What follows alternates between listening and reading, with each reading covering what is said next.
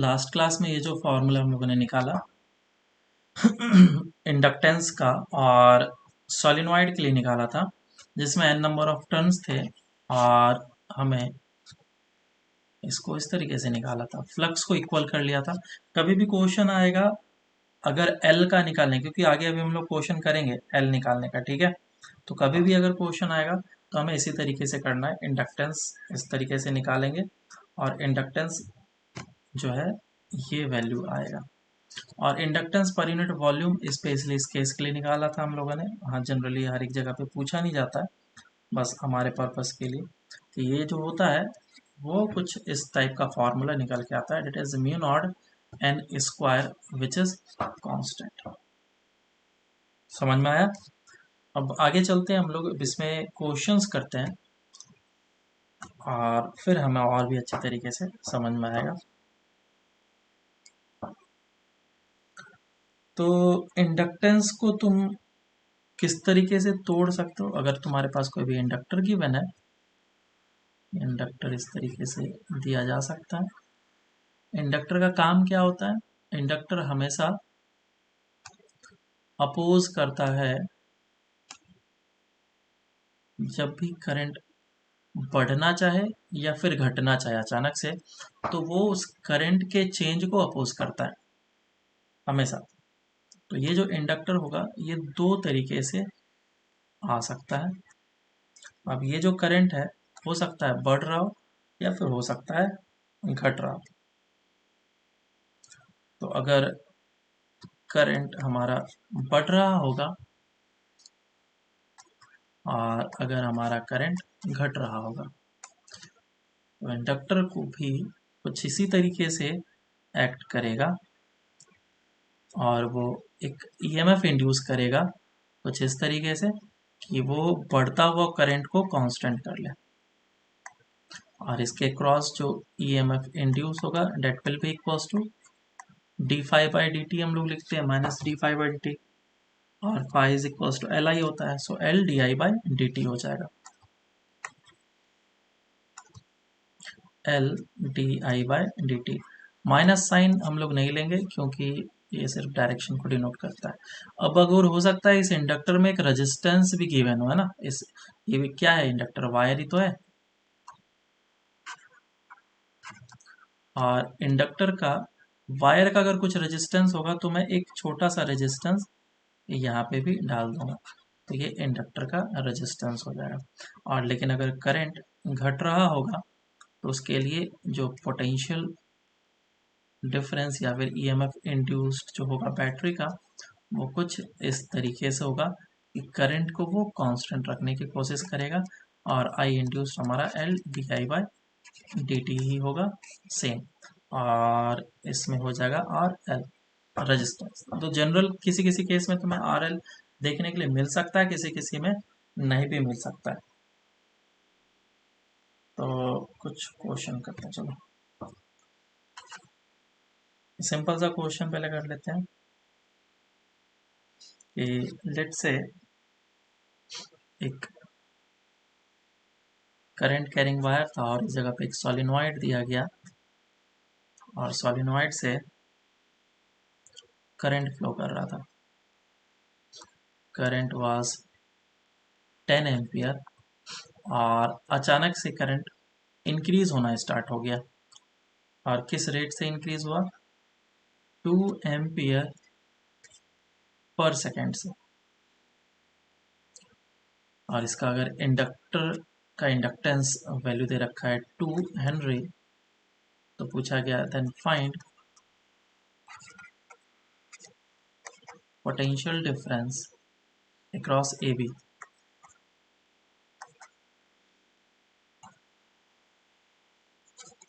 निकालो जल्दी से, काफी सिंपल क्वेश्चन दिया है।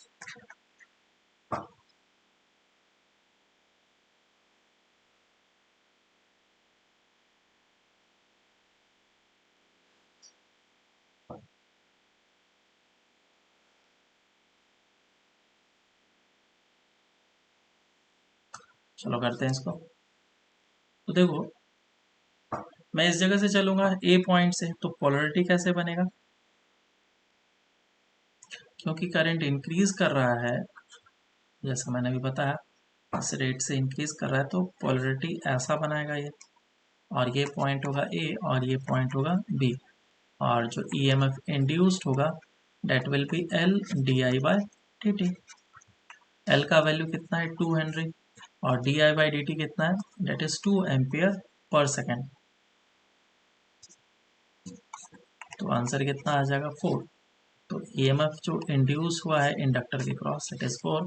तो वी ए हायर पोटेंशियल होगा और वी बी लोअर पोटेंशियल होगा, इट इज इक्वल टू 4। काफी सिंपल सा सॉल्यूशन। नेक्स्ट क्वेश्चन करते हैं। फिर वो माइनस साइन का क्या होगा इसमें? माइनस साइन हम लोग क्यों नहीं लिए, क्योंकि हम लोगों ने डायरेक्शन डिसाइड कर लिया कि पॉजिटिव इस तरफ होगा, नेगेटिव इस तरफ होगा, ठीक है, तो इसीलिए माइनस ठीक है। नहीं हम लोग लेंगे।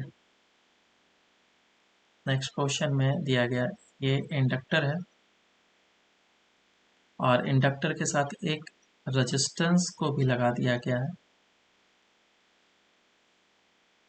ऐसा, और इंडक्टर का वैल्यू 2 हेनरी दिया गया, रेजिस्टेंस जो है वो दे रखा है 2 ओम, और वापस से करंट इस डायरेक्शन में फ्लो कर रहा था 2 एम्पियर, और इसमें करंट इंक्रीज होना स्टार्ट हो गया। किस रेट से इंक्रीज हो रहा है, D I by D T is given 0.5 ampere per second. तो find the potential difference across A B.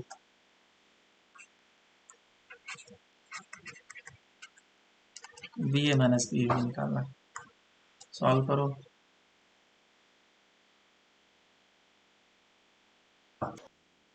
Okay तो ये जो हमारा इंडक्टर है उसमें करंट फ्लो कर रहा है, और वो करंट क्या कर रहा है, इंक्रीज कर रहा है, ठीक है। D I by D T कैसा दे रखा है, पॉजिटिव दे रखा है, इंक्रीज कर रहा है, तो करंट बढ़ रहा है, और उस करंट को कांस्टेंट रखने के लिए इंडक्टर कुछ इस तरीके से ईएमएफ इंड्यूस करेगा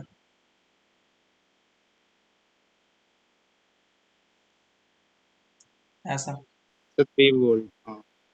करंट इस तरीके से फ्लो कर रहा है, तो ईएमएफ इंड्यूस कितना होगा पहले उसे निकाल लेता हूँ। That will be L D I by D T. L का वैल्यू कितना है 2, और D I by D T 0.5, 1 आ गया इसका, और ये रेजिस्टेंस आ। तो मैं बी पॉइंट से चलना स्टार्ट कर लेता हूँ, तो इस तरफ आएगा प्लस और इस तरफ आएगा minus. V B minus of I into R, और इस तरफ प्लस है और minus, minus of 1 is equal to V A. Current है 2, और ये 2 minus 1 is equal to V A, और मुझे V A minus V B निकालना है, तो माइनस कितना हो जाएगा 5।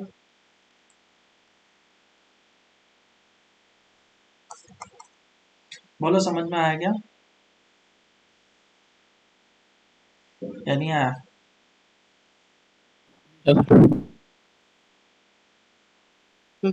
सर वो डायरेक्शन समझ में नहीं आया सर, करंट का। करंट मैंने इधर दे रखा है ना, तो करंट अगर इस तरफ जा रहा है तो कांस्टेंट रखना चाहेगा करंट को, क्योंकि करंट तो बढ़ रहा है ना, तो उसको कांस्टेंट रखने के लिए बैटरी का पोलरिटी ऐसे आना पड़ेगा, आया ना। अगर पोलरिटी ऐसे आ गया तब तो बैटरी करंट को फेवर करेगा, अपोज करना चाहिए। इसी तरीके से बैटरी आएगा, और रेजिस्टेंस तो ऐसा लगा हुआ ही है, तो मैं बी पॉइंट से चलूंगा तो ये प्लस होगा और ये माइनस होगा। रेजिस्टेंस है 2,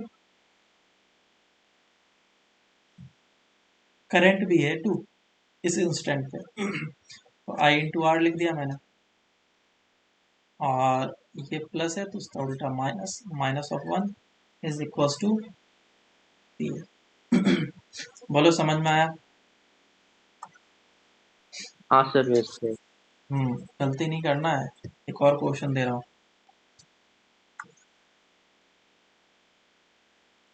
ये एक रेजिस्टेंस है, एक इंडक्टर है और एक बैटरी भी दे दिया गया है।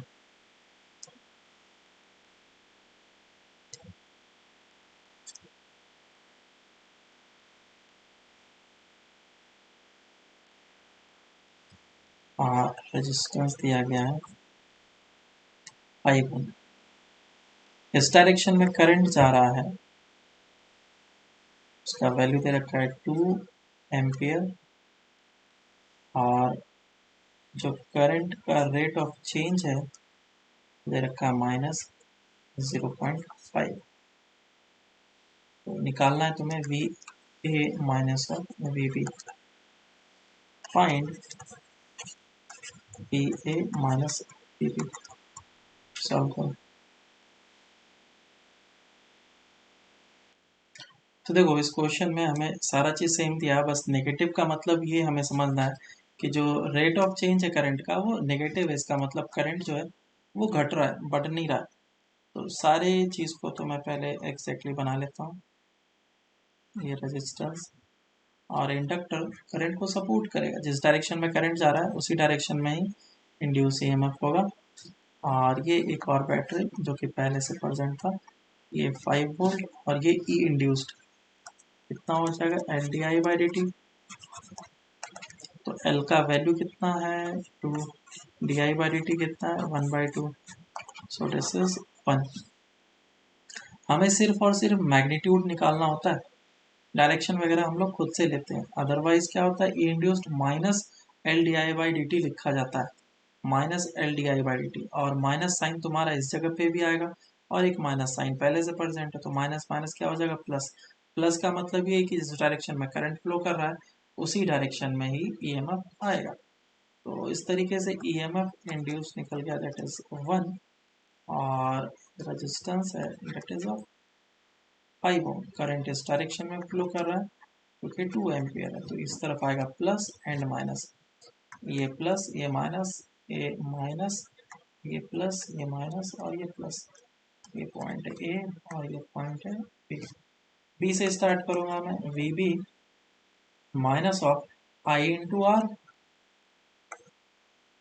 और plus of 1 plus of 5 is equals to V A. मुझे V A minus V B निकालना है। So V A minus V B is equals to 4। कितना आ रहा है, ये तो 10 है, 4 आ प्लस रहा है। 1 प्लस 5 कैसे 4 आ रहा है, कितना आ रहा है -4। अरे +4 और -4 डिफरेंट आंसर हुआ ना। हाँ सर। हाँ, ये आएगा हमारा आंसर। चलो अब आगे चलते हैं, हम लोग देखते हैं कि इंडक्टर में एनर्जी कैसे स्टोर होता है और कितना स्टोर होता है। Energy stored in inductor.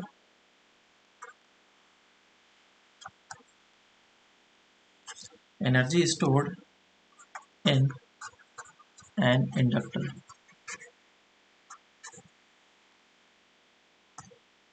तो ये एनर्जी को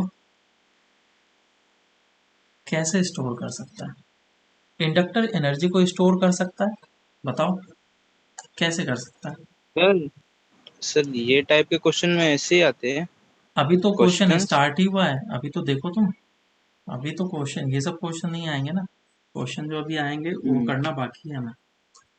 energy stored in inductor. Inductor में जो एनर्जी स्टोर्ड होता है वो किस तरीके से स्टोर होता है, अभी हम लोग जो देख रहे थे, जो इंडक्टर है वो क्या करता है हमेशा,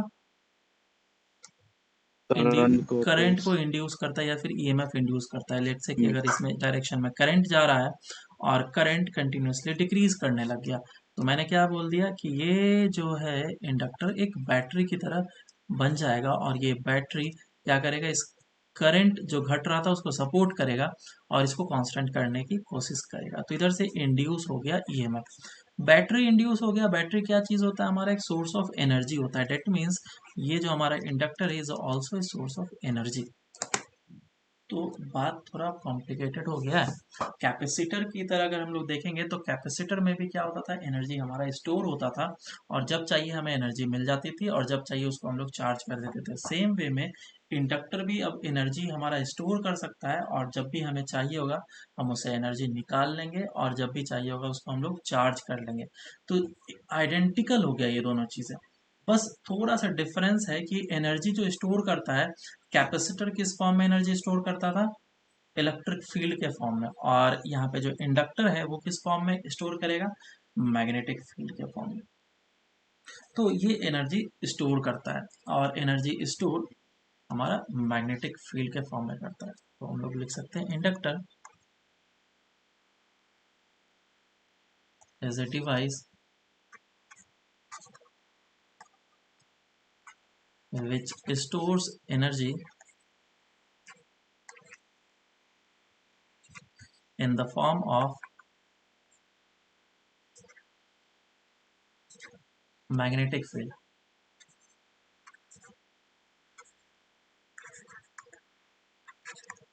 Whereas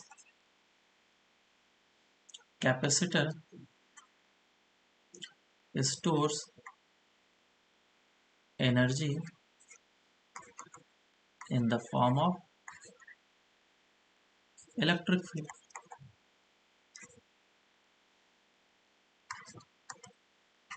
है कि नहीं? अगर हमारे पास एक कैपेसिटर होता था तो कैपेसिटर में क्या होते थे? चार्ज होते थे। प्लस क्यू आ जाता था और इस जगह पे माइनस क्यू आ जाता था और ये फिर चार्ज हो जाता था और इसके पास एनर्जी होता था इलेक्ट्रिक फील्ड के फॉर्म में। तो इलेक्ट्रिक फील्ड इसमें जितना ज़्यादा होगा मैग्नीट्यूड में उतना ही ज़्यादा हम लोग बोलते थे इसका एनर्जी होगा। तो एनर्जी हम लोग किस तरीके से लिखते थे? U is equals to Q square by 2c या फिर हाफ सी वी स्क्वायर, है ना। Where V is the potential difference between the plates. तो उसी तरीके से अगर ये हमारे पास एक इंडक्टर है तो इंडक्टर में भी एनर्जी स्टोर्ड होगा और उस एनर्जी को मुझे निकालना है कि वो किस फॉर्म में आएगा। तो क्योंकि करंट इस डायरेक्शन में जा रहा है तो करंट बढ़ रहा है या घट रहा है उसके हिसाब से तुम्हारा ईएमएफ निकलेगा। लेकिन एनर्जी जो होता है वो मैग्नीट्यूड होता है, वो पोलरिटी को नहीं देखता है कि पॉजिटिव किधर है और नेगेटिव किधर है ना। करंट का डायरेक्शन जरूर इस बात पे डिपेंड करेगा, यहाँ पे करंट का डायरेक्शन इस बात पे जरूर डिपेंड करेगा कि पॉजिटिव चार्ज और नेगेटिव चार्ज किस प्लेट पे है। और इस जगह पे भी ईएमएफ इंड्यूस का पोलरिटी इस बात पे डिपेंड करेगा कि ये जो करंट है वो इंक्रीज कर रहा है या डिक्रीज कर रहा है। लेकिन जो भी केस हो दोनों केस में जो एनर्जी स्टोर्ड होगा डेट विल बी सेम। तो एनर्जी स्टोर्ड को निकाल लेता हूँ। कैसे निकालेंगे एनर्जी स्टोर्ड को? पावर का जो फॉर्मूला होता है, पावर का फॉर्मूला क्या होता है? V I. Power is equals to V into I. और पावर क्या चीज होता है? D E by D T dt which is equals to V into I. Current इसमें फ्लो कर रहा है आई। इस इंस्टेंट ऑफ टाइम पे जो इसके क्रॉस पोटेंशियल डिफरेंस होगा वो कितना लिखेंगे हम लोग? इंड्यूस्ड ईएमएफ का फॉर्मूला क्या था बताओ? L D I by D T, L into di है ना। तो मैं लिखूंगा L D I by D T और ये हो जाएगा आई, ऐसा। और इस तरफ है ये energy, D U by D T लिख देता हूँ। डी टी कैंसिल आउट हो जाएगा और फिर मैं इसको इंटीग्रेट करूँगा। D U is equals to L I D I, इसका इंटीग्रेशन तो ये हो जाएगा U is equals to half of L I square. तो इस फॉर्मूला को याद रखेंगे। At the stored potential energy का जो फॉर्मूला निकल के आएगा that will be half L I square होगा। अब ये एनर्जी पर यूनिट वॉल्यूम में निकालूंगा, देखते हैं वो क्या आता है। Energy per unit volume, energy per unit volume का फॉर्मूला क्या निकल के आएगा? U divided by volume is equals to, ये U है half of L I square divided by volume. Volume कितना हो जाएगा? अब ये अगर मैं सोलिनॉइड इसको एज्यूम करूँ, ठीक है, हमारे ऊपर डिपेंड करता है। तो अगर मैं इसको एक सोलिनॉइड एज्यूम करूंगा तो सोलिनॉइड के लिए वॉल्यूम कितना होगा, एक सोलिनॉइड बना लेता हूँ मैं पहले।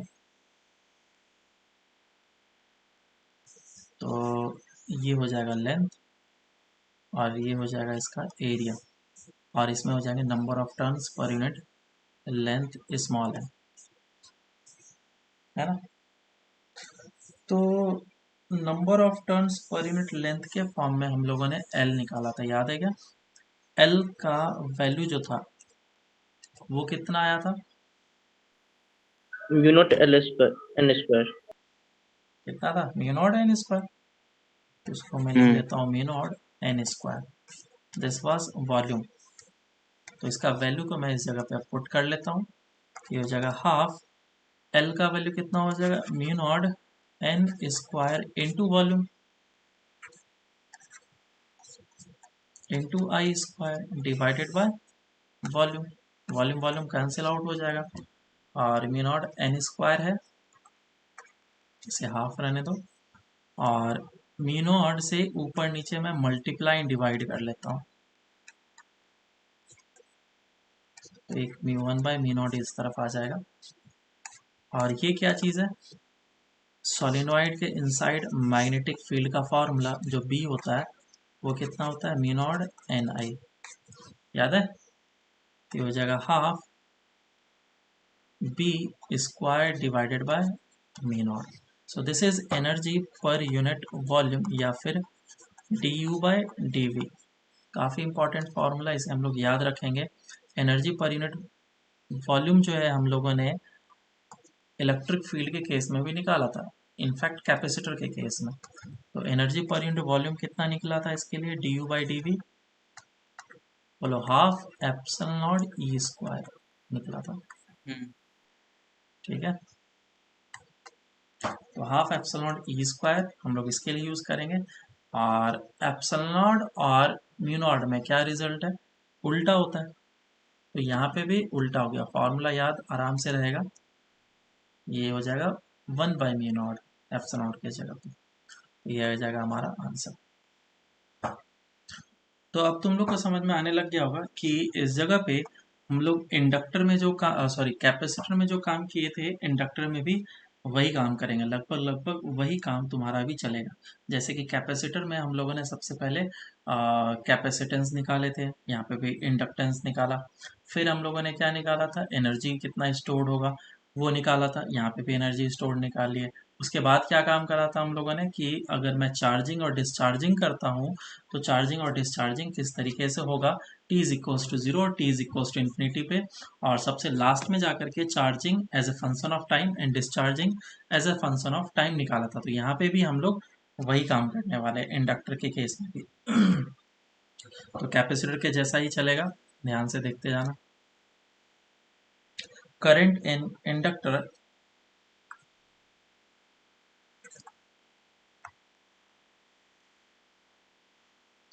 current in inductor at time t is equals to 0 and t is equals to infinity।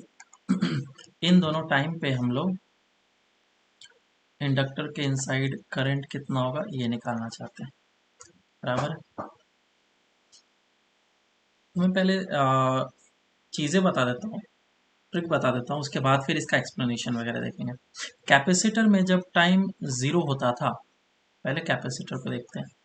Capacitor में जब टाइम ज़ीरो होता था, मान लो कि ये हमारा एक कैपेसिटर है और रेजिस्टेंस वगैरह लगा दिया और ये बैटरी से इसे अटैच कर दिया गया। तो जब टाइम ज़ीरो होता था तो कैपेसिटर के केस में हम लोग क्या करते थे, time t is equals to zero पे एक इस कैपेसिटर को एक स्ट्रेट सिंपल वायर की तरह एज्यूम कर लेते थे, है ना। Yes sir. और आराम से हम लोग करंट निकाल लेते थे। करंट कितना आ जाएगा फिर, अगर ये रेजिस्टेंस R है और ये V है तो जो करंट आएगा V बाय R आ जाएगा। इसका जस्ट और जस्ट उल्टा काम करते हैं हम लोग इंडक्टर के केस में। लेकिन अगर करंट जो है मतलब इंडक्टर जो है रेजिस्टेंस के साथ कनेक्टेड है और t इज इक्वल्स टू 0 पे सर्किट को ऑन किया गया, ये t इज इक्वल्स टू 0 पे सर्किट को क्लोज किया गया है, तो इसमें जो इंडक्टर होगा वो एक ओपन सर्किट की तरह बिहेव करेगा और ये इस तरीके से काम करेगा, सिर्फ और सिर्फ t इज इक्वल्स टू 0 के लिए। तो करंट कितना हो जाएगा, 0। 0। वापस से अब t इज इक्वल्स टू 0 वाला केस था ये, केस 1। अब t is equals to infinity वाला केस देखिए, अगर टाइम इन्फिनिटी होगा तो क्या होगा। So t is equals to infinity. अगर टाइम इनफाइनाइट हो जाता है तो कैपेसिटर के केस में क्या होता है, ओपन सर्किट। ओपन सर्किट की तरह बिहेव करता है ना। ये कैपेसिटेंस, रेजिस्टेंस और ये V, तो ये किस तरीके से आ जाएगा, एक ओपन सर्किट की तरह बिहेव करेगा t is equals to infinity पे, और करंट जो हो जाएगा डेट विल बी 0। और तो इसमें क्या होगा बोलो, अब तक तो समझ में आ गया होगा। t is equals to infinity पे क्या होगा, प्लेन वायर। सिंपल वायर की तरह ये बिहेव करेगा। तो ये सिंपल वायर हो गया, ये रेजिस्टेंस R और ये बैटरी। तो करंट इसमें जो आएगा that will be I is equals to V by R and this will be the maximum current जो कि हमें t is equals to infinity पे मिलने वाला है। बराबर है क्या। अब इसका रीज़न समझते हैं हम लोग, क्यों ऐसा हो रहा है। कैपेसिटर के केस में तो हमें अच्छे तरीके से पता ही था।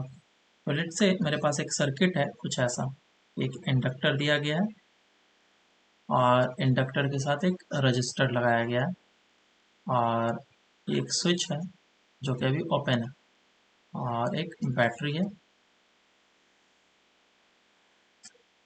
इस तरीके से लगा हुआ है V, रेजिस्टेंस R और ये इंडक्टर। तो जैसे ये t इज इक्वल्स टू 0 पे क्लोज होगा, तो t इज इक्वल्स टू 0 पे क्लोज होने पे, क्योंकि ये एक इंडक्टर वायर ही है ना, इंडक्टर क्या है, वायर है, तो ये चाहेगा बैटरी कि मैं अचानक से इसमें करंट फ्लो करा दूं, वो भी कितना, V by R current flow करा दूं। लेकिन इतना ज़्यादा अगर करंट फ्लो किया तो इंस्टेंटेनियसली तुम सोचो रेट ऑफ चेंज कितना हो जाएगा, rate of change di by D T में लिखूंगा, तो करंट का जो चेंज हुआ वो कितना हो गया, V by R minus of 0, और टाइम जो हुआ ऑन एन एवरेज देखा जाए तो t इज इक्वल्स टू 0 पे क्लोज किया और उसी इंस्टेंट पे इतना करंट फ्लो करने लग गया। सो this will be kind of infinity, sorry this will be kind of 0, है ना। ये कितना हो जाएगा, dt वो 0 के आसपास में होगा, 0 को अप्रोच करेगा। तो ये जो पूरा का पूरा टर्म है di बाई डी टी वो इनफाइनाइट हो जाएगा। अगर di by D T infinite हो जाएगा तो EMF जो इंड्यूस्ड हो जाएगा वो कितना हो जाएगा, L D I by D T, हाँ या ना। तो इधर से मैं बोल सकता हूँ कि EMF भी जो इंड्यूस्ड हो जाएगा that will be also infinite. तो वो क्या करेगा, अपोज करेगा, क्योंकि करंट क्या हुआ, अचानक से 0 से लेकर के अचानक से इतना तक बढ़ गया। तो यहाँ पे एक पोटेंशियल डिफरेंस अप्लाई हो जाएगा बैटरी कुछ इस तरीके से, ताकि इसको करंट इस डायरेक्शन में तो फ्लो करने ही नहीं देगा। तो मैंने एक एग्जांपल लिया, अचानक से इतना करंट तो बढ़ेगा नहीं। तो वो क्या करेगा, जैसे ही तुमने क्लोज किया सर्किट, तो ये जो चीज़ है इंडक्टर वो इतना अपोज करेगा कि जस्ट करंट को जीरो करने की कोशिश करेगा। ऐसा नहीं कि ये ही खुद अपने डायरेक्शन में करंट फ्लो कराने लग जाए, नहीं, इतना सफिशिएंटली ईएमएफ इंड्यूस करेगा ताकि वो करंट को जीरो कर दे। लेकिन ज़्यादा देर तक तो जीरो हो नहीं सकता है, क्योंकि जैसे जैसे टाइम बीतता जाएगा करंट धीरे धीरे बढ़ता जाएगा और रेट ऑफ चेंज जो होगा वो धीरे धीरे हमारा कम होते जाएगा। तो उसके कारण से इसका जो ईएमएफ इंड्यूस्ड होगा वो धीरे धीरे कम होते जाएगा, और जब टाइम इनफाइनाइट हो जाएगा तो ये करंट धीरे धीरे बढ़ रहा है और वो धीरे धीरे बढ़ेगा, है ना, बहुत अचानक से नहीं बढ़ेगा। लेकिन कभी ना कभी जा करके तो आई बाय वी बाय आर तो होगा आई मैक्स के बराबर। तो वो टाइम कब होगा, इनफाइनाइट टाइम होगा। इनफाइनाइट टाइम मतलब वो धीरे धीरे बढ़ा है, रेट बहुत ही कम है, बहुत ही कम रेट से बढ़ाते जा रहा है, जिसके कारण से जो अपोज करने की क्षमता है वो कम है, रेजिस्टेंस जो है वो कम है, और फिर आराम से बढ़ते बढ़ते t is equal to infinity पे क्या हो जाएगा, मैक्सिमम करंट हो जाएगा। मेरी बात समझ में आई क्या? यस। तो यही चीज है इसमें कि ये इस तरीके से रेजिस्टेंस प्रोड्यूस करता है। तो हमें बस इतना सा याद रखना है, t इज इक्वल टू 0 पे ओपन सर्किट की तरह बिहेव करेगा। जैसे ही मैं सर्किट क्लोज करूंगा अचानक से ये एक बड़ा सा ईएमएफ जनरेट कर देगा जो करंट को फ्लो ही नहीं करने देगा, और कुछ टाइम छोड़ देंगे तो उसके बाद फिर इसमें करंट फ्लो स्टार्ट हो जाएगा और वो धीरे धीरे करके इंक्रीज करता जाएगा। और जब हम लोग डिस्चार्जिंग करेंगे तो उस केस में भी हम लोग देखेंगे कि जैसे ही मैं अचानक से स्विच ऑफ करूंगा तो स्विच ऑफ करने पे करंट हो जाना चाहिए अचानक से 0, लेकिन क्योंकि इसके पास एनर्जी स्टोर्ड है तो वो क्या करेगा, अपने एनर्जी के दम पे ये पूरे सर्किट में करंट को फ्लो कराएगा। तो तुमने देखा भी होगा कि किसी किसी जगह पे जैसे कि चार्जर वगैरह होता है, खास करके उसमें देखने के लिए मिलता है, इंडक्टर होते हैं, कैपेसिटर होते हैं उसमें, तो जो इंडिकेटर बल्ब होते हैं वो धीरे धीरे करके कम होता है, डीम होता है लाइट। क्यों होता है? क्योंकि करंट चला भी जाए या फिर तुम स्विच ऑफ भी कर दो तो जो इंडक्टर या कैपेसिटर में एनर्जी स्टोर्ड है वो सर्किट में फ्लो ही करते रहता है और वो धीरे धीरे करके पूरा एनर्जी खत्म होता है। इस पे क्वेश्चन हम लोग करते हैं। क्वेश्चन तुम्हें समझ में आ गया होगा, जैसा कैपेसिटर में क्वेश्चन करते हैं वैसा ही क्वेश्चन यहाँ पे करना पड़ेगा। तो एक सिंपल सा पहले क्वेश्चन करते हैं फिर आगे चलते हैं। एक रेजिस्टेंस, ये रेजिस्टेंस,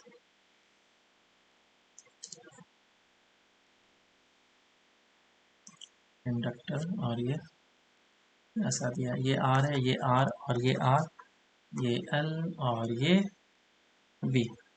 तो पूछा गया है find I at t is equals to 0 and t is equals to infinity. जल्दी से सॉल्व करके बताओ, बहुत ही सिंपल क्वेश्चन।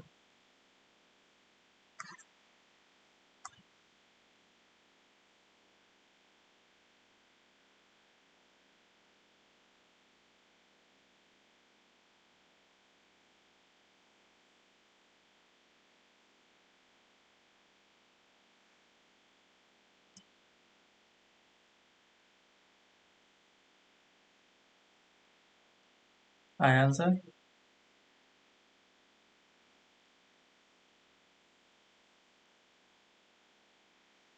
चलो t इज इक्वल्स टू 0 का सर्किट बनाते हैं।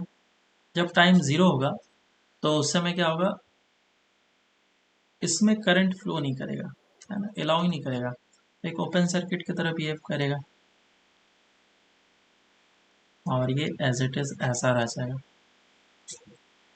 और ये ऐसा, रेजिस्टेंस आर और ये रेजिस्टेंस आर, तो करंट सिर्फ इधर फ्लो करेगा। ये करंट कितना हो जाएगा, I will be equals to V by 2r। और जब t is equals to infinity होगा तो उस समय ये पूरा का पूरा सर्किट क्लोज हो जाएगा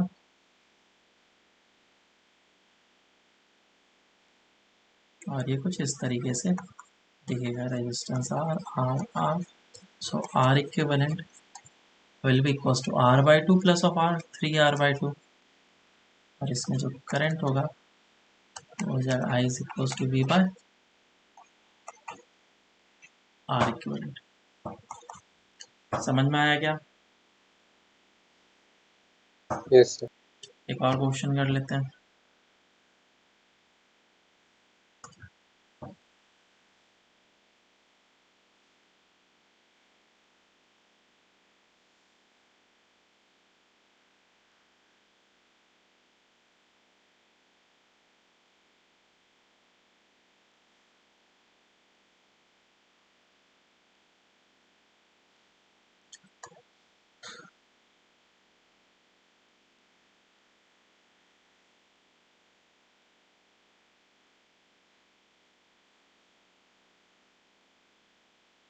बोला गया t is equals to 0 and t is equals to infinity पे करंट कितना होगा बताने के लिए।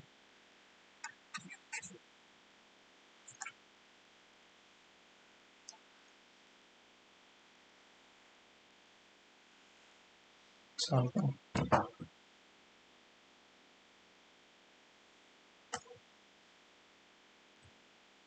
तो सबसे पहले t इज इक्वल टू 0 पे देखेंगे।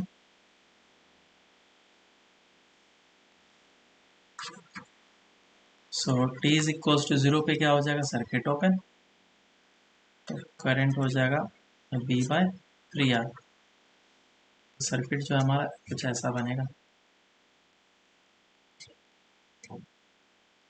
और जब टाइम इन्फिनिटी हो जाएगा तो उस समय क्या हो जाएगा, सर्किट ऐसा बनेगा। ये रेजिस्टेंस यहाँ पे होगा लेकिन वो किसी काम का नहीं, क्योंकि वायर तो ऐसा होगा।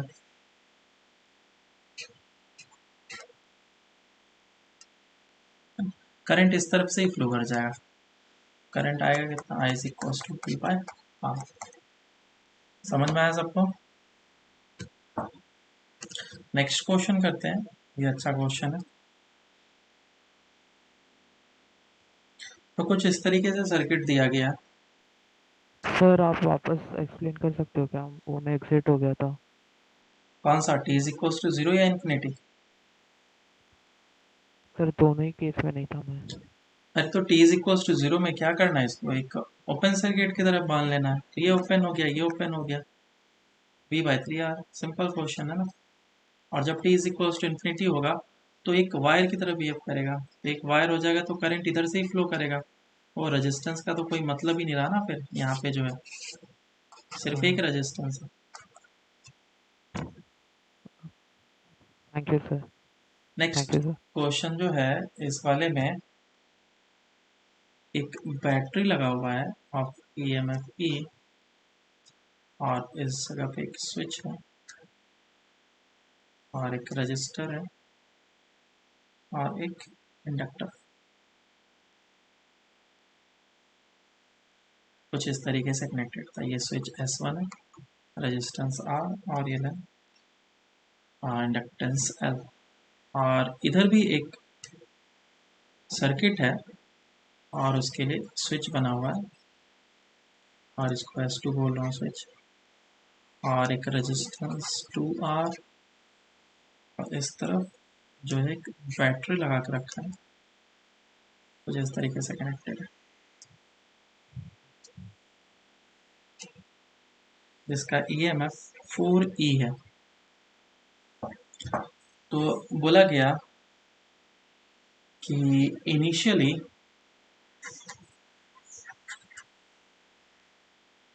S1 was closed and S2 was open for infinite time.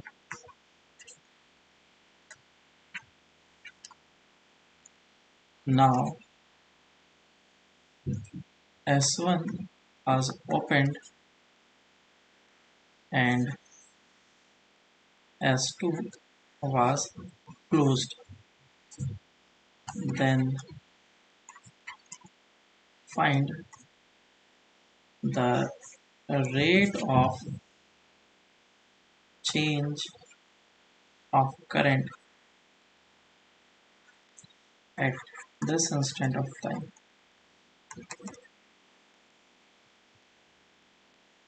इस इंस्टेंट ऑफ टाइम पे rate of change of current निकालना है। सॉल्व करो इसको। तो देखो इस क्वेश्चन को कैसे करेंगे, काफी बढ़िया क्वेश्चन है ये। सबसे पहले क्या था, S1 क्लोज था और S2 को ओपन रखा था। इसका मतलब वो पूरा का पूरा चार्ज हो जाएगा। तो पहले फर्स्ट सर्किट की बात कर लेता हूं मैं। तो ये सर्किट ऐसा बन जाएगा, इसमें ये रेजिस्टेंस R होगा और एक सिंपल वायर की तरह बिहेव करेगा, और ये बैटरी इस तरीके से, बैटरी ऐसा है तो करंट इस तरीके से फ्लो कर रहा होगा इस वायर वाले वायर में, या फिर जो इंडक्टर दिया गया है उस इंडक्टर में जो करंट फ्लो कर रहा होगा that will be V/R at t is equal to infinity पे। सिंपल। अब क्या किया गया, S1 को ओपन कर लिया गया और S2 को क्लोज कर लिया है। तो क्या सिचुएशन हो रहा होगा उस समय, जैसे ही ऐसा किया गया इंडक्टर करंट को कांस्टेंट रखने की कोशिश करेगा। वो चाहेगा कि मैं करंट को किसी न किसी तरीके से कांस्टेंट रखूं, और वो करंट को कांस्टेंट रखने के लिए खुद ईएमएफ इंड्यूस करेगा, है ना, ईएमएफ विल बी इंड्यूस। लेकिन करंट का जो डायरेक्शन है वो उसी डायरेक्शन में ही रहे, तो करंट अगर इसी डायरेक्शन में रहेगा और उसका वैल्यू भी v बाय आर रहेगा इसी इंस्टेंट ऑफ टाइम पे, इसी इंस्टेंट ऑफ टाइम पे, तो मैंने इस पे एक लूप लॉ लगा दिया और इसका है 4e 4b, ठीक, इसको b ले लेता हूँ मैं, तो ये भी 4b हो जाएगा और मैंने इसमें लूप लॉ लगा दिया। इस तरफ होगा प्लस माइनस और करंट का डायरेक्शन ऐसा है तो ये प्लस और ये माइनस होगा और ये बैटरी कुछ इस तरीके से इंड्यूस करेगा ताकि करंट को वो सपोर्ट कर पाए। मेरी बात समझ में आ रही है क्या? ये इसी इंस्टेंट ऑफ टाइम पे है। Yes, sir. हाँ, और ये है 4b, तो ये ईएमएफ इंड्यूस कितना होना चाहिए वो चाहे तो हम लोग निकाल सकते हैं और करंट इसमें जो फ्लो कर रहा है that is v by R. तो लूप लॉ लगा, चलो चलते हैं इस डायरेक्शन में, इस पॉइंट से चलते हैं, तो ये हो जाएगा प्लस और ये माइनस, प्लस का उल्टा माइनस, ये माइनस और ये, सो प्लस का उल्टा हो गया -4b और माइनस हो जाएगा i इंटू आर, आई कितना है v बाय आर और माइनस का उल्टा प्लस आया which is E induce is equal to 0। Loop में मैंने क्या लगाया इसमें, केवीएल या केसीएल, केवीएल लगाया, KVL तो ईएमएफ इंड्यूस कितना हो जाएगा, that will be equal to R से आर कैंसिल आउट, ये 2v प्लस ऑफ 4b 6 6 और ई इंड्यूस का फॉर्मूला क्या होता है इंडक्टर के लिए, L D I by D T is equal to 6v implies D I by D T कितना हो जाएगा, it is 6v divided by L, ये आ जाएगा हमारा आंसर।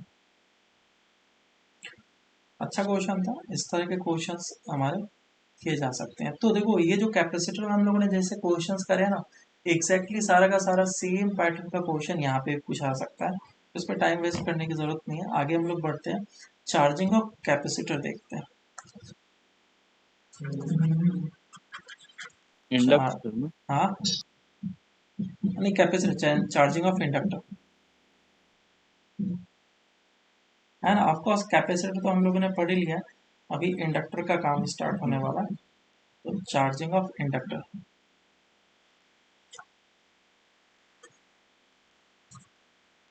और इसे हम लोग बोलते हैं एलआर सर्किट।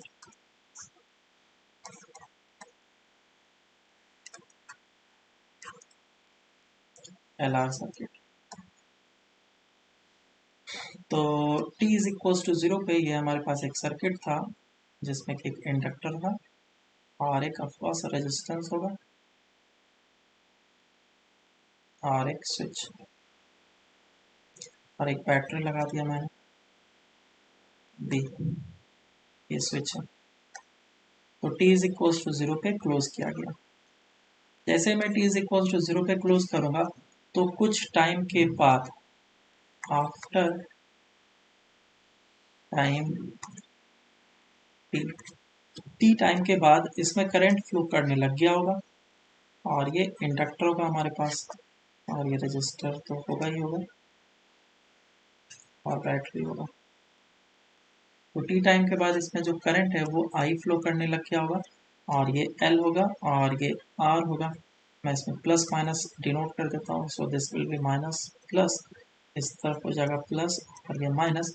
और ये इंडक्टर है, करंट क्या हो रहा है, अभी भी बढ़ रहा है ना, अभी इनफाइनाइट टाइम हुआ नहीं है तो करंट अपने मैक्सिमम वैल्यू को पहुंचा नहीं है, तो करंट अभी भी बढ़ रहा है। तो ये किस तरीके से पोलरिटी देगा, इंड्यूस्ड ईएमएफ इस तरीके से, है ना, तो इसका प्लस इधर आएगा और इस तरफ माइनस आएगा और ई इंड्यूस्ड का वैल्यू कितना होगा, L D I by D T, this will be the value.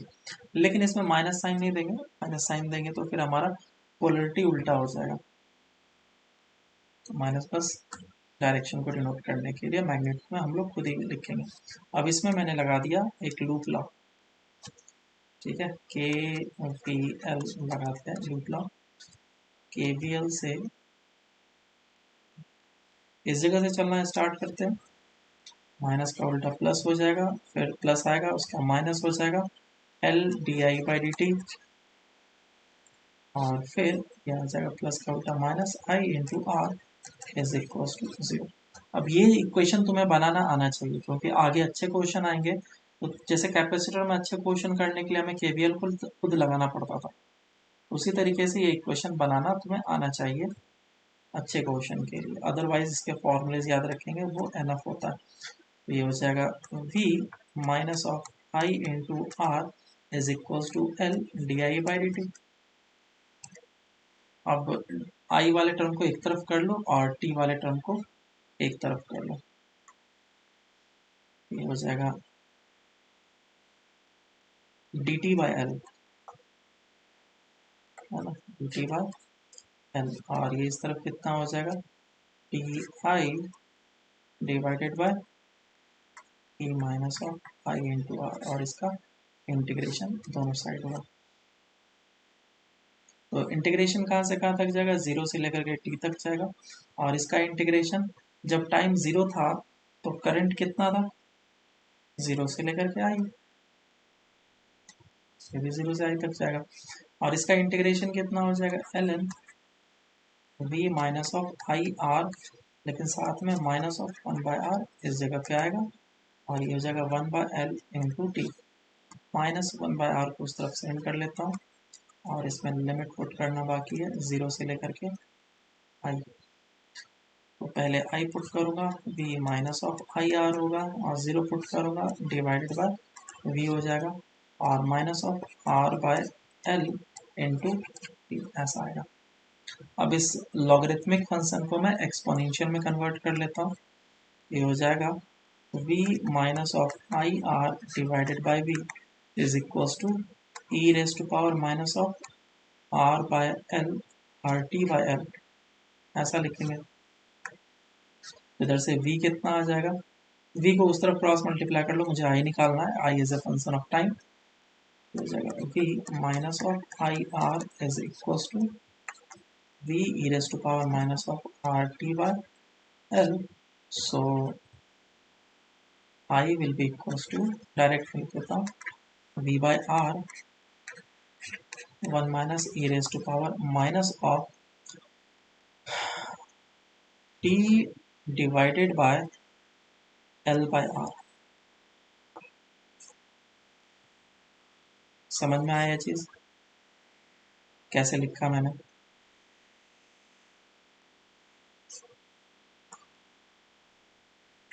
है ना। अब v बाय आर क्या, नोटेशन का टाइम है, हर एक चीज को डिफाइन करना है। तो ये होता है I naught which is I max which is v by R. Exactly same formula आया जैसा हमारा कैपेसिटर के केस में आता था, बस थोड़ी बहुत चीजें इसमें डिफरेंट होगी और कुछ नहीं।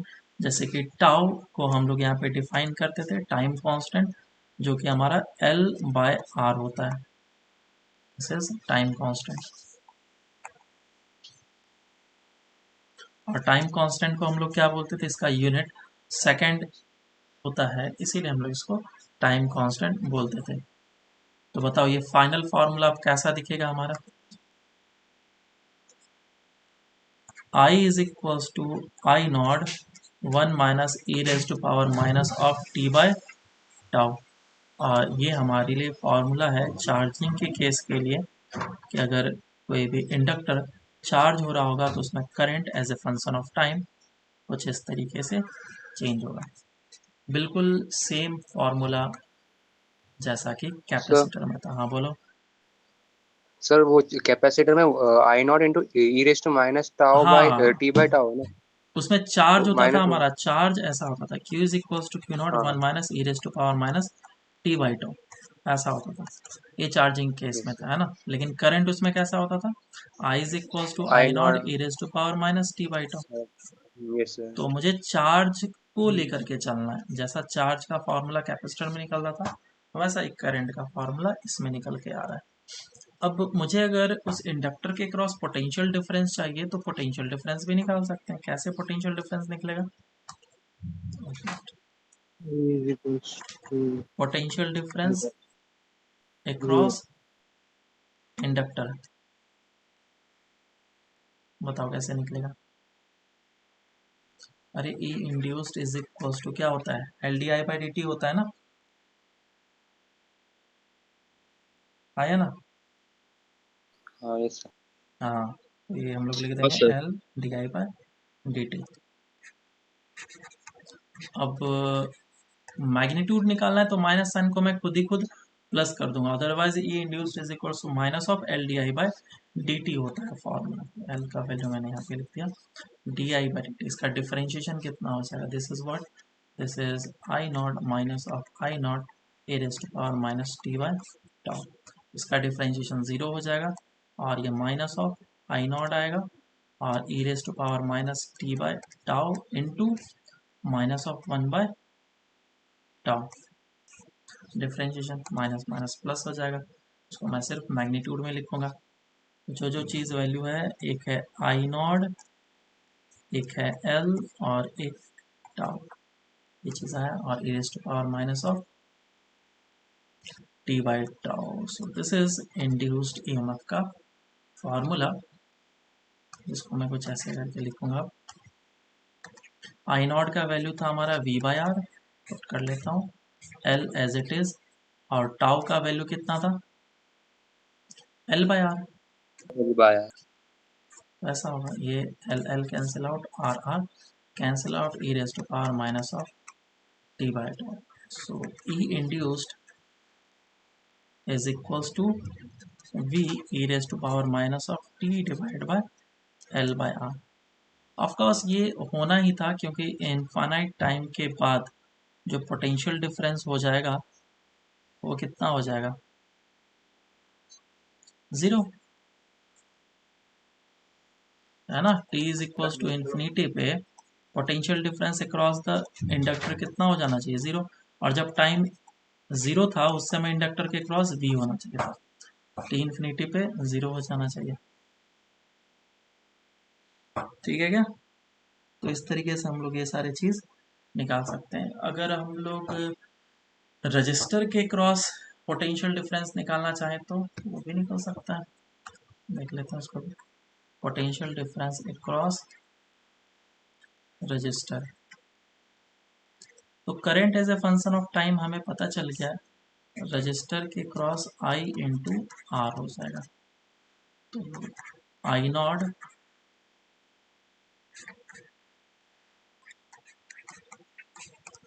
ऐसा होगा, r r cancel out, so this is v 1 minus e raised to power minus of t by tau।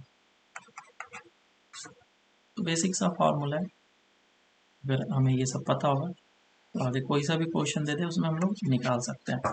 अब इसका ग्राफ देख लेते हैं, t is equal to tau पे जनरली क्वेश्चंस वगैरह पूछते थे कैपेसिटर में, तो सेम तरह की चीज़ें यहाँ पे भी हम लोग निकाल रख सकते हैं।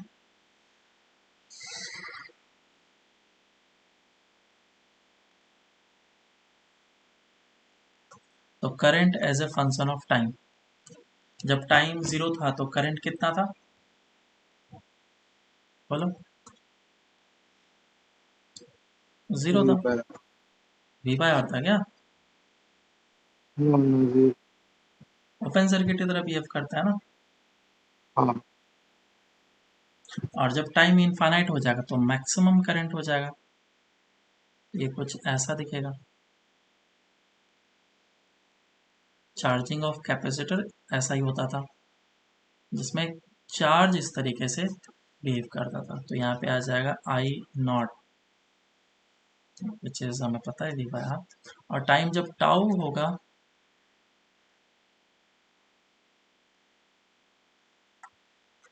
जब टाइम टाउ होगा तो उस समय कितना परसेंट चार्जिंग हो जाता है, याद है क्या, 63%, sir. 63% चार्ज हो जाता था।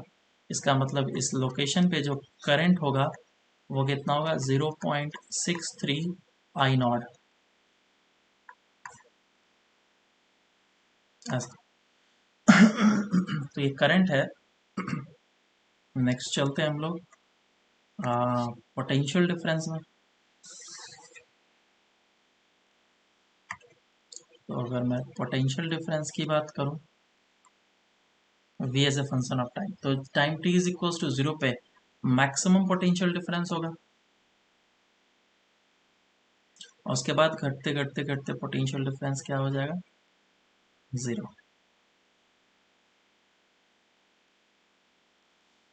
तो इस टाइम टाउ पे पोटेंशियल डिफरेंस कितना बच जाएगा, याद है ये चीज, 63%. 63, 63%. 37 हाँ ना, सर. 37 हो जाता है ना, 37.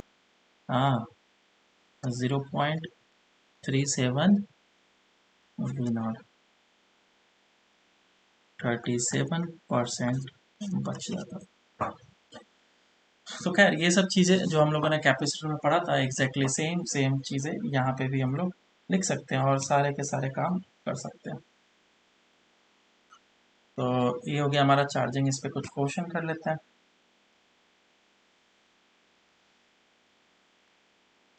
लेट्स से क्वेश्चन ऐसा है कि एक रजिस्टर है और एक इंडक्टर है और एक रजिस्टर, और इसको एक बैटरी से ज्वाइन कर दिया गया, और t इज इक्वल टू 0 पे क्लोज किया गया है। पूछा गया है find the current in the circuit at t is equal to L/R। इस टाइम पे सर्किट में करंट कितना होगा ये निकालना, एंड ऑल्सो फाइंड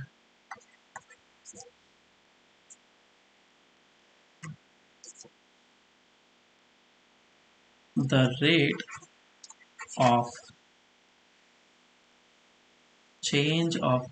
तो पहले इसको करो, उसके बाद फिर मैं ये क्वेश्चन नेक्स्ट करा दूंगा, इसको सॉल्व करो इसको। तो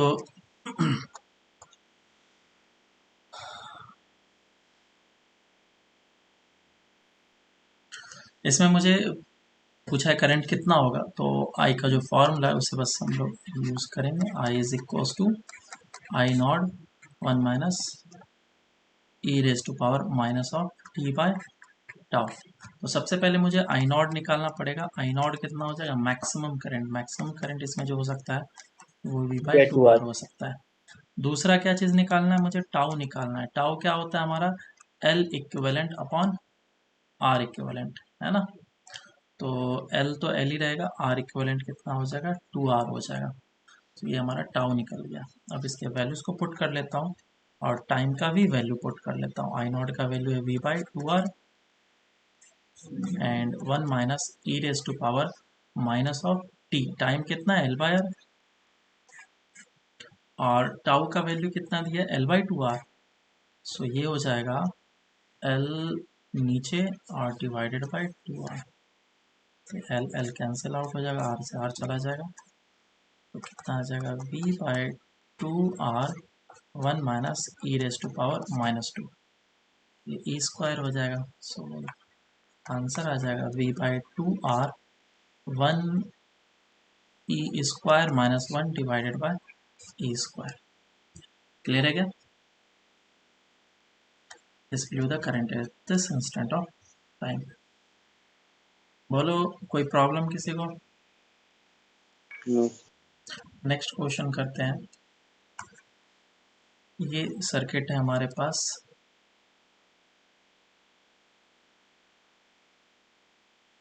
सिंपल सर्किट लेता हूँ मैं, ये रेजिस्टेंस R, इंडक्टर R भी। तो पूछा गया फाइंड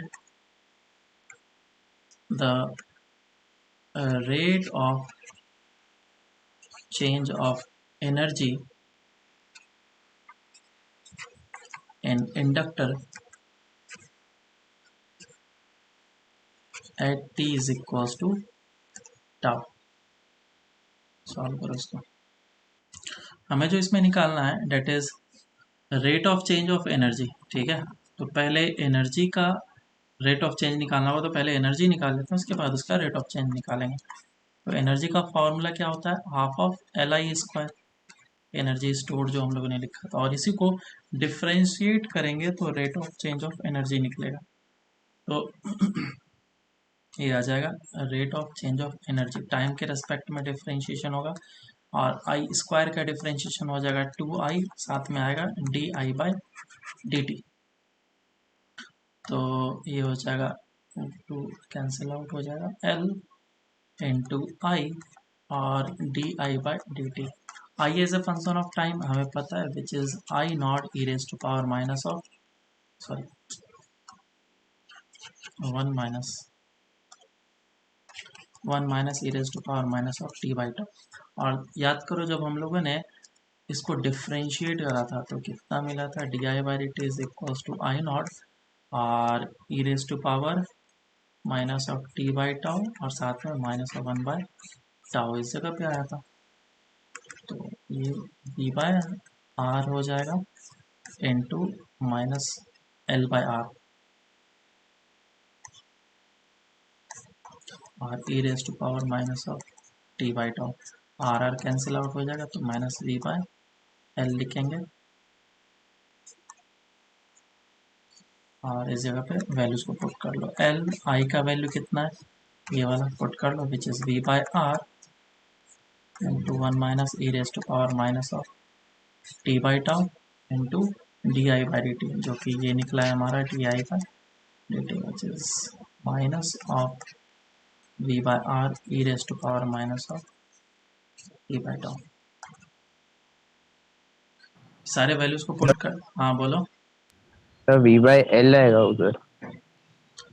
हाँ, ये माइनस माइनस प्लस हो जाएगा, एक माइनस साइन ऑलरेडी इस जगह पे था, ध्यान में दिया, तो ये नहीं प्लस। सर उसमें, हाँ सर इधर v/r लिखा है, l है।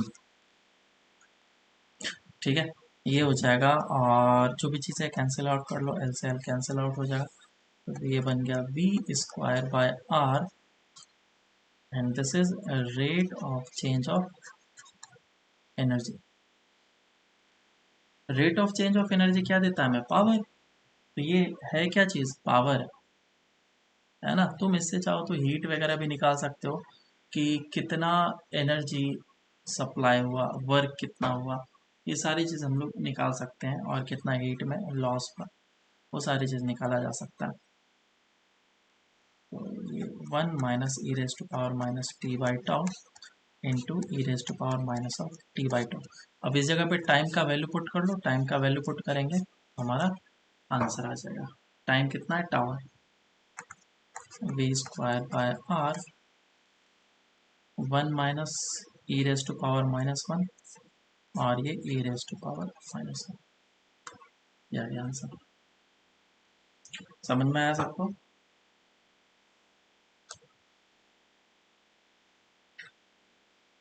तो एक और Yes. क्वेश्चन करते हैं, चलो।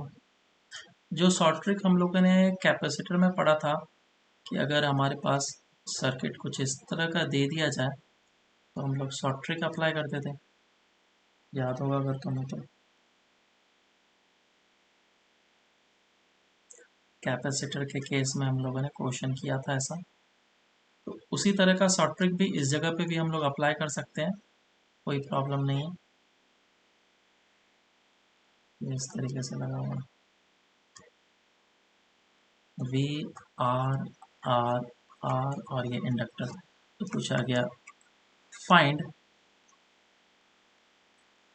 I as a function of time, solve करो। तो देखो इस केस के लिए क्या करेंगे, इसमें करंट फ्लो करेगा, और सबसे पहले I is equals to I0 e raise to power 1 minus E raise to power minus of t/τ निकालते हैं। तो I0 का वैल्यू कितना हो जाएगा, मैक्सिमम करंट इसमें कितना फ्लो कर सकता है, विच इज कितना आ जाएगा V बाय, बोलो इसमें कितना करंट फ्लो कर सकता है मैक्सिमम। जब टाइम इनफाइनाइट होगा तो उसमें करंट सबसे मैक्सिमम फ्लो करेगा, विच विल बी, इस जगह से जो करंट फ्लो करेगा ये अगर मैं आई डैश मान लूँ तो आई डैश हम लोगों ने निकाला था वो कितना था, we bye 3R/2, are equivalent इतना आया था, तो आधा इसमें चला जाएगा विच इज V/3R, इतना करंट आ जाएगा। तो इसे मैं लिखूंगा V/3R और 1 minus E raise to power minus of T/टाउ, और टाउ का वैल्यू कितना हो जाएगा L/R, L का वैल्यू L रहेगा, R कितना R इक्विवेलेंट, इसके क्रॉस R इक्विवेलेंट आएगा, तो इसके क्रॉस R इक्विवेलेंट आ जाएगा ऐसा, ये कुछ इस तरह का, ये R R R, ये दोनों सीरीज पैरेलल में जाएगा और इसके साथ सीरीज में जाएगा, तो R/2 plus of R which is 3R/2, फिर आ जाएगा 3R/2। अब इस टाउ का वैल्यू पुट कर लो which is 2L divided by 3R, ये आ जाएगा आंसर। समझ में आया? So this will be the current as a function of time. और भी डिफरेंट डिफरेंट तरह के क्वेश्चंस इसमें पूछे जा सकते हैं, जैसे कि सर हाँ बोलो। सर फिर आई वाला भी 2V/3R होना सर, क्योंकि इफेक्टिव रेजिस्टेंस दोनों एक दो सीरीज और पैरेलल में थे। क्या बोल रहे हो? नहीं, जैसे सर टाउ में L/R का करेंगे तो वैसे ही करंट में भी वही होगा ना सर, क्योंकि तो 2V/3R समझा नहीं सर, वो आई वाला ये करंट वो डिस्ट्रीब्यूट करंट हो निकाल। जाएगा ना, इधर से करंट अगर आई डैश जा रहा है तो आई डैश बाई टू इधर चला जाएगा और इधर आई डैश बाई टू चला जाएगा, है ना, तो वही आई डैश बाई हाँ टू कर दिया, इसका आधा कितना होता है ये, तो मैक्सिमम करंट है ये, यस है ना, यस सर। ये हो जाएगा। और अगर तुम्हें बिल्कुल प्रोसेस से निकालना है तो प्रोसेस से क्या करना पड़ेगा, ये हमारे पास ऐसा सर्किट बनेगा इस तरह का, और इसमें बैटरी है, तो time t is equal to t पे ये रेजिस्टेंस R और इसमें करंट फ्लो करेगा I1, और इसमें जो करंट होगा इट विल बी I, और इधर से जो करंट फ्लो करेगा that will be I minus of I1, और फिर इसमें लूप लॉ लगा लेना है, इसमें भी और इसमें भी, और दोनों लूप लॉ लगाने के बाद इक्वेशन आएगा और इसको सॉल्व करना है, जैसे कि हम लोगों ने कैपेसिटर में किया था, एग्जैक्टली सेम प्रोसेस करना है, ठीक है, तो उस तरीके से करेंगे तो हमारा आंसर आ जाएगा। नेक्स्ट क्लास में हम लोग डिस्चार्जिंग ऑफ कैपेसिटर स्टार्ट करेंगे और फिर उसके क्वेश्चंस वगैरह देखेंगे।